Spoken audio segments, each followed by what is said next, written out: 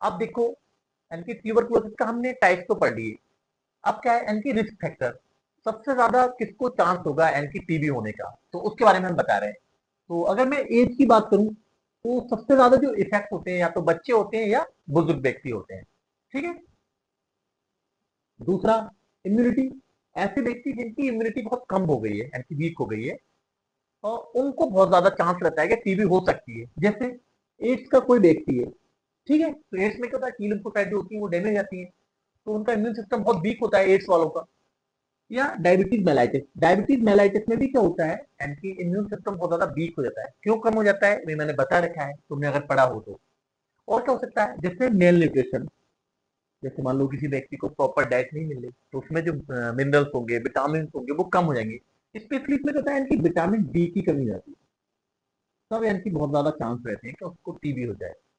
CKD, अगर मान लो किसी को क्रोनिक किडनी डिजीज हो रखी है, तो उसमें क्या हो सकता है, जैसे सेलुलर जो इम्यूनिटी है वो लॉस हो जाती है, ठीक है, तो उसकी वजह से भी क्या होता है, टीबी होने के बहुत ज्यादा चांस होते हैं।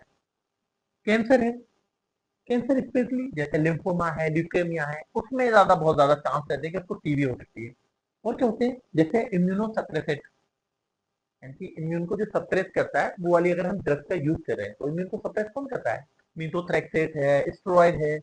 अगर ये यूज कर रहे हैं, यूज कब करते हैं, जैसे कोई ऑटोइम्यून डिसऑर्डर होता है, जैसे लेप्रोसी है, रूमेटॉइड आर्थराइटिस है, ठीक है। और जैसे लाइफस्टाइल हो सकता है, लाइफस्टाइल जैसे बहुत ज्यादा बीड़ी पीता है व्यक्ति, तो उसको हो सकता है बहुत ज्यादा चांस है टीबी होने के। या फिर अल्कोहल का सेवन करता है, या कोई ड्रग, ड्रग लाइक स्टेरॉइड, जैसे डेक्सामेथासोन, बीटामेथासोन, प्रेडनिसोलोन, ठीक है, हाइड्रोकार्टिसोन, फ्लूटिकाफोन वगैरह, ठीक।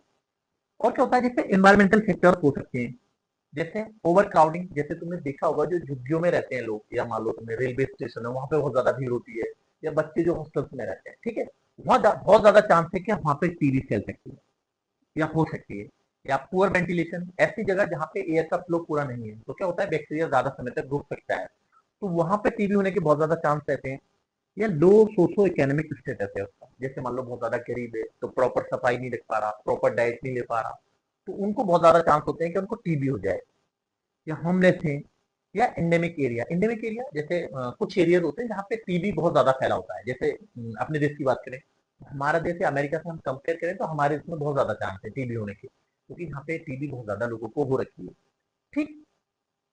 ऑक्यूपेशनल, यानी कि जैसे मान लो ऐसा काम करता है, जैसे सपोज हेल्थ वर्कर होते हैं, जैसे नर्स हैं, डॉक्टर्स हैं, तो ये बहुत ज्यादा संपर्क में रहते हैं टीबी के व्यक्तियों के, तो टीबी क्या है, एक से दूसरे को उनके लगती है, तो उनको बहुत ज्यादा चांस है कि उनको टीबी हो सकती है। या सिलिका एक्सपोजर, यानी कि ऐसी जगह